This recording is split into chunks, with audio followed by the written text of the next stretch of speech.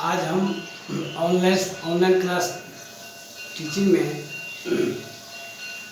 Semester 3 के बच्चों को सोशल थॉट पेपर के अंतर्गत बताने जा रहे हैं श्रम विभाजन, theory of division of labour. श्रम विभाजन का सिद्धांत फ्रांसीसी समाजशास्त्री इमानुएल दुर्खिम ने प्रस्तुत किया था। उन्होंने अपनी पुस्तक डिलेड डिवीजन और डू ट्रैवल सोशल में कि 3 खंडों में, यह पुस्तक 3 खंडों में प्रकाशित है, उसमें उन्होंने श्रम विभाजन का सिद्धांत प्रस्तुत किया। इनसे पहले, दुर्खिम से पहले, श्रम विभाजन का सिद्धांत उपयोगितावादी समाजशास्त्री प्रस्तुत किए थे। उपयोगितावादी समाजशास्त्रियों का कहना था या विद्वानों का मानना था कि सुख प्राप्ति की इच्छा एवं अति उत्पादन के कारण समाज में श्रम विभाजन होता है। दुर्खिम महोदय समाज के प्रत्येक घटना के लिए, प्रत्येक सामाजिक फेनोमेना के लिए समाज को जवाबदेह मानता है। उनका कहना है कि ये बात नहीं है, अगर सुख प्राप्ति की इच्छा के कारण अगर श्रम विभाजन होता तो शहर गांव के तुलना में शहर में श्रम विभाजन अधिक है। और आत्महत्या का आंकड़ा यह बताता है कि गांव की तुलना में शहर में अधिक आत्महत्या होता है। तो शहर के लोग को तो सुखी होना चाहिए था, तो फिर शहर के लोग अगर सुखी हैं तो फिर वहाँ श्रम विभाजन अधिक देखने को मिलता है, तो फिर लोग आत्महत्या क्यों करता है? तो शहर के लोगों को गांव की तुलना में कम आत्महत्या करना चाहिए, क्योंकि शहर में अधिक श्रम विभाजन देखने को मिलता है।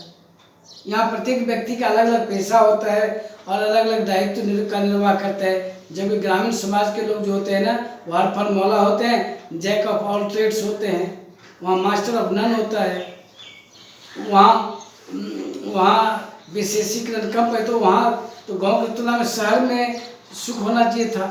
बोले ये बात नहीं है। दुर्खिम महोदय कहते हैं कि श्रम विभाजन के मुख्यतः 3 कारण होते हैं। इसका कारण भी आपको सामाजिक कारण होता है। व्यक्ति वो कहते हैं कि इसके 3 कारण हैं। वो पहला कारण है वह है नैतिक भौतिक घनत्व, और दूसरा कारण है नैतिक घनत्व, और तीसरा है सामाजिक आयतन। इनका कहना है कि श्रम विभाजन के कारणों को भी हमको सामाजिक परिवेश में ढूंढना होगा।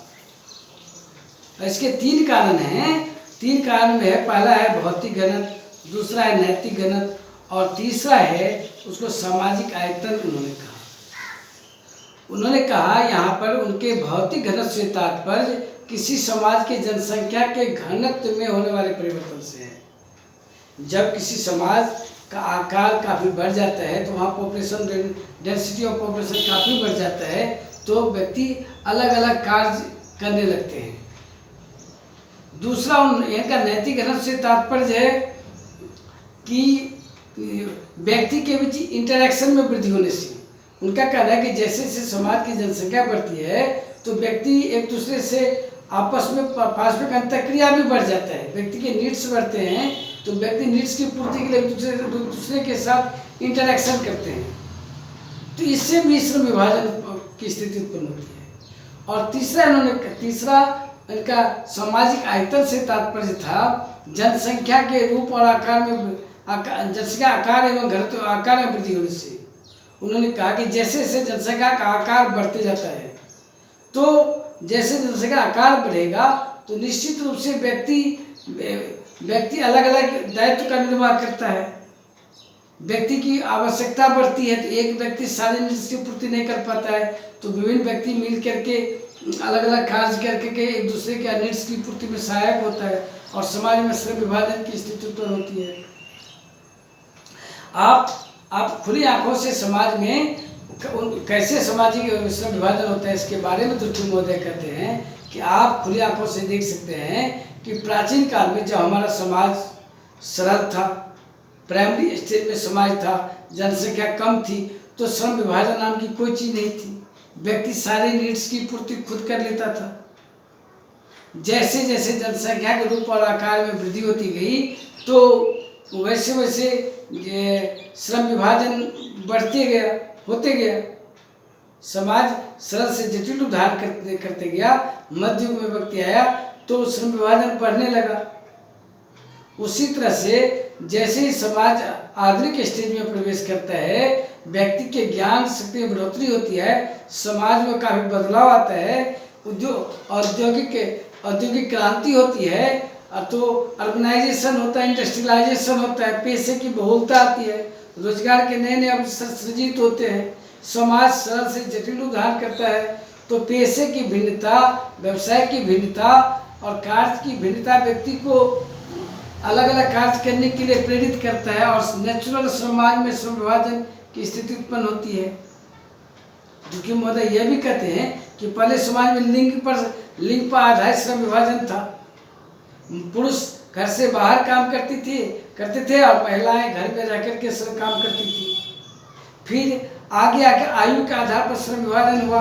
अधिक रिस्क वाले काम, महत्वपूर्ण वाले काम वयस्क और बूढ़े लोग क्या करते थे, प्रौढ़ लोग क्या करते थे, और कम रिस्क वाले काम, कम जोखिम वाले काम बच्चों के द्वारा या युवावस्था के लोग क्या करते थे। फिर जैसे जैसे समाज आगे बढ़ते गया तो वैसे वैसे समाज में पेशा के आधार पर, योग्यता के आधार पर श्रम विभाजन होने लगा।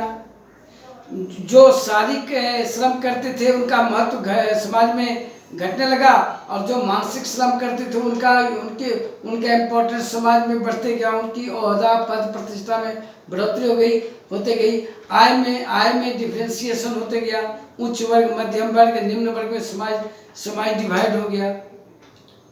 तो पेशा के आधार पर जैसे ही औद्योगिक आधुनिक युग में प्रवेश करते हैं तो पेशा के आधार पर, कार्य के आधार पर समाज में श्रम विभाजन की स्थिति उत्पन्न होती है, जो आज का मॉडर्न सोसाइटी है।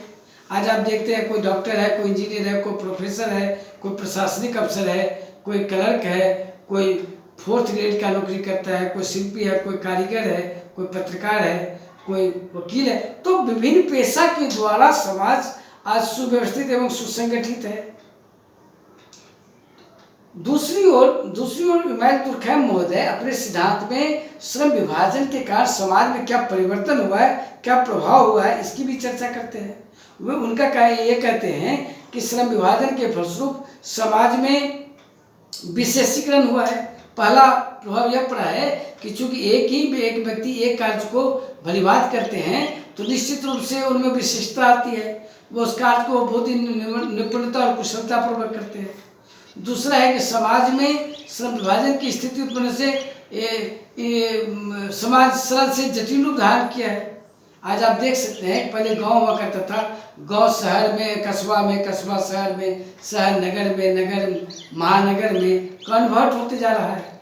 ये नगरीकरण, ये इंडस्ट्रियलाइजेशन जो हो रहा है समाज में, यह भी श्रम विभाजन का परिणाम कहा जा सकता है। समाज में श्रम विभाजन होने से विज्ञान और विज्ञान में बढ़ोतरी हुई है। व्यक्ति की बौद्धिक सत्ता में काफी वृद्धि हुई है। कल जो व्यक्ति का जो थिंकिंग था वो आज नहीं है। कल व्यक्ति आध्यात्मिक हुआ करते थे, धार्मिक अंधविश्वास होता था। आज आदमी वैज्ञानिक युग में जी रहा है। आज आदमी का सोच भी वैज्ञानिक हो रहा है। व्यक्ति तार्किकता के कसौटी पर समाज के सारी घटनाओं को उतारता है और तब जो सत्य लगता है उसे वह सही मानता है।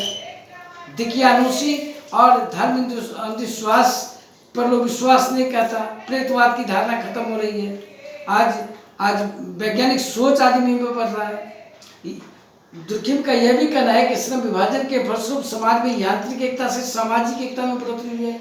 पहले जो व्यक्ति इंडिविजुअल सोच हुआ करता था, अलग अलग कार्य करता था, आज समाज एक दूसरे पर अंतर्निर्भर हो रहा है। चूंकि श्रम विभाजन की स्थिति में एक व्यक्ति एक ही कार्य को संपादित करेगा तो अपने नीड्स की पूर्ति के लिए नेचुरली वो दूसरे व्यक्ति पर निर्भर रहता है। तो समाज में इससे इंटरडिपेंडेंस बढ़ता है, अंतर्निर्भरता बढ़ती है, और अंतर्निर्भरता जिस समाज में बढ़ेगी निश्चित रूप से वह समाज में सामाजिक एकता को मोटिवेट करेगा।